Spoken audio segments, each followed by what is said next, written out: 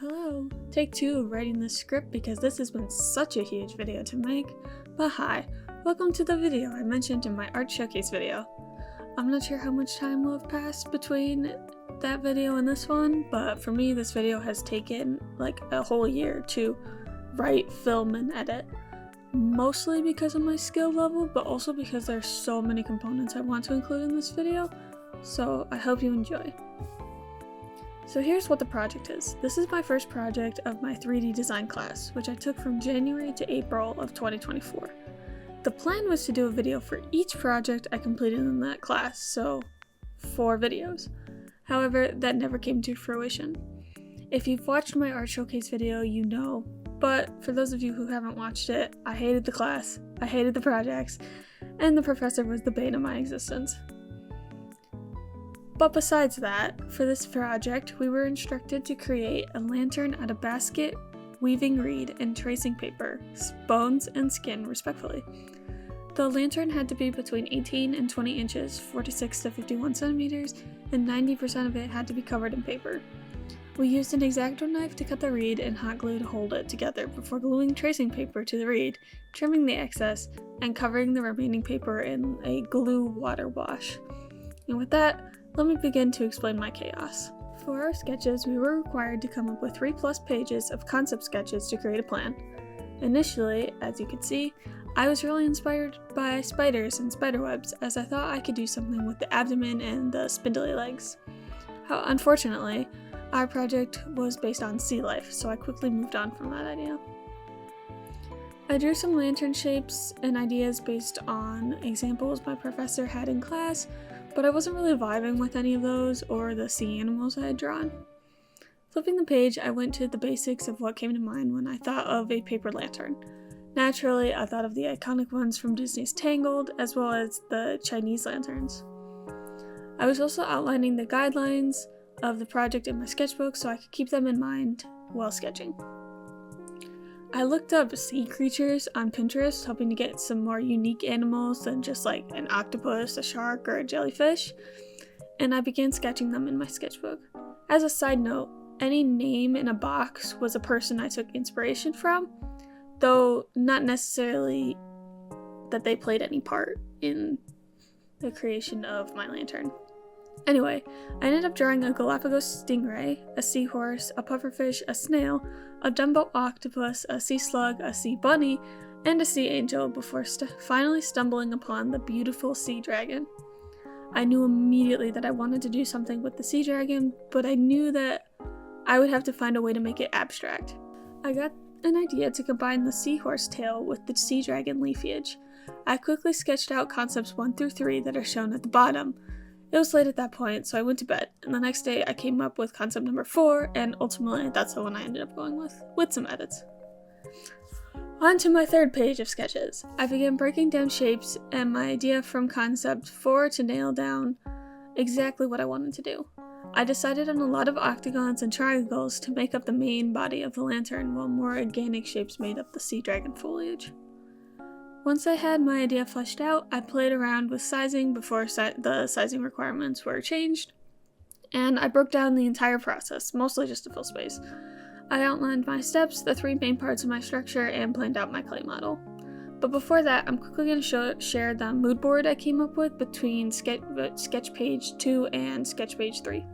For my mood board, I took a look at Pinterest and saved a bunch of images.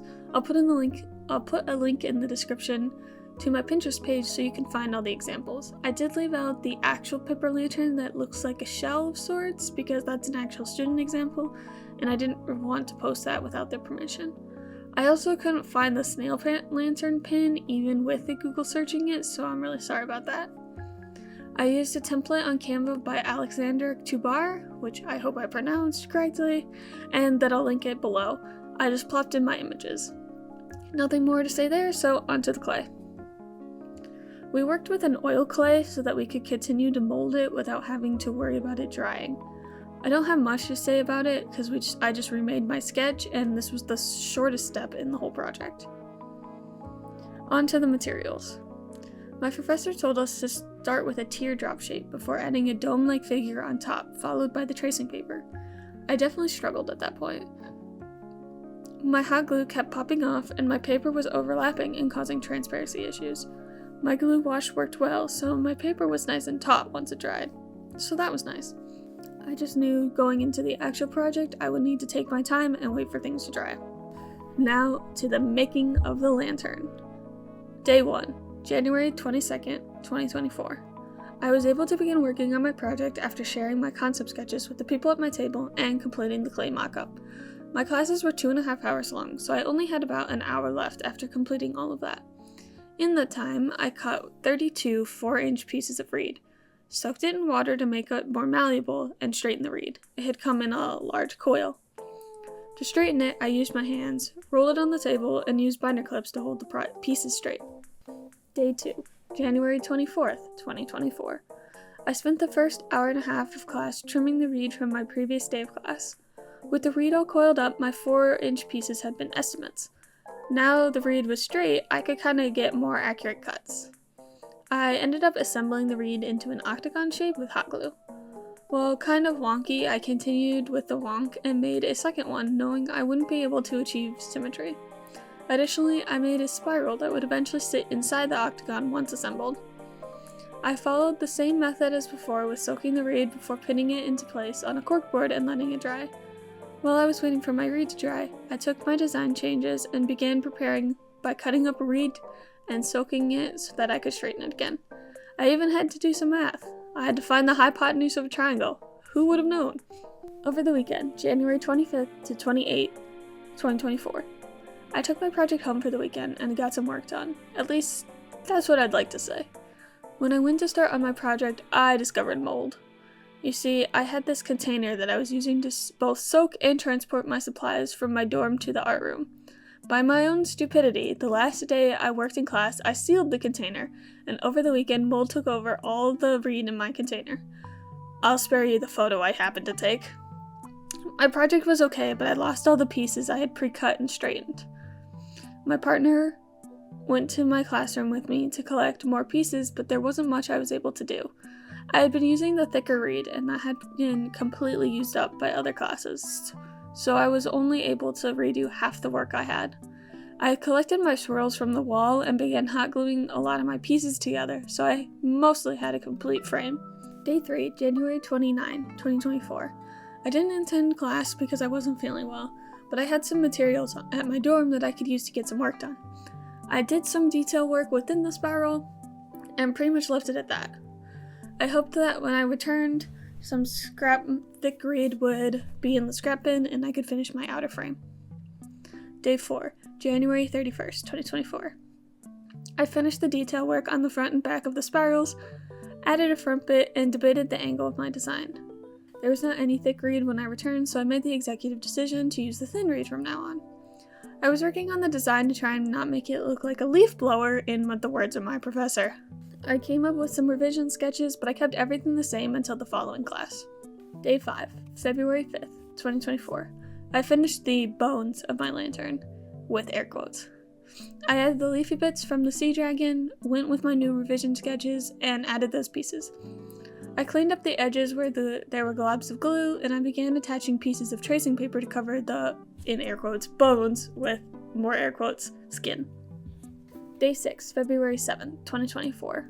Today was about adding paper to the frame. Not much to say in that regard.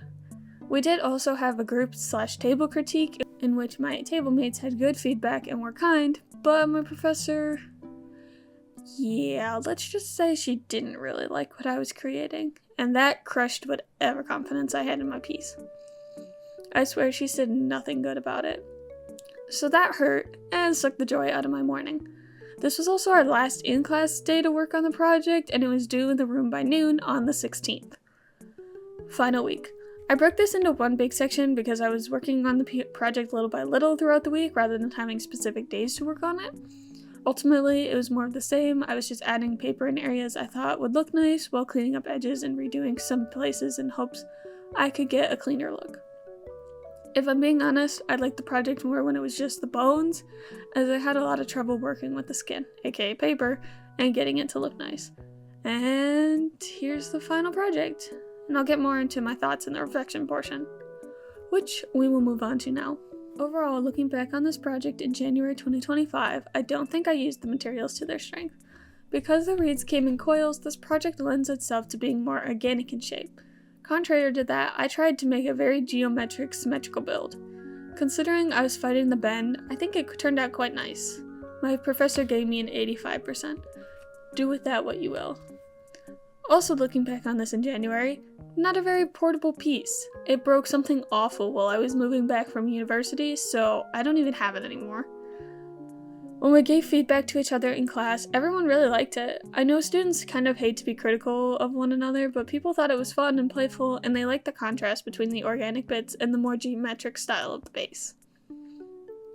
As for my final thoughts, as I mentioned, this was supposed to be a 4-part series, showcasing each of my projects from this class. I would have started it sooner if I had had the idea, aka for the class I took before this one. But going into a little more detail about hating this class, this is the class that made me drop studio art as my minor. The grading was pretty subjective, even if you did follow all the requirements, and the class was hurting my otherwise pretty good GPA. It was also making me lose my passion for art to the point where I hardly created anything outside of this class. I think I'll make a video talking about my experience as an art student, even if it was only for a year. While this class really hurt me, my first class was much better, and I'd like to talk about it. Thank you so much for watching. All my links are in the description as usual, including the materials I used. Please consider subscribing and checking out my other videos. See ya!